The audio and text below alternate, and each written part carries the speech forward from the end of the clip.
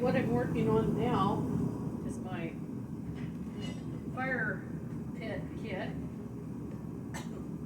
These are the two holders that I made earlier, put my twists in. A little straightening up to do yet, but I pre-ground the ends so I didn't have to hammer. I'm kind of lazy today, and did the same thing on these ends, pre-ground and then flattened out a little.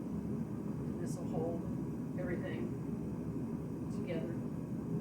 So what I'm working on now is getting ready to finish bending over the ends and get that done. Hot one. Watch everything you do around here, I tell you.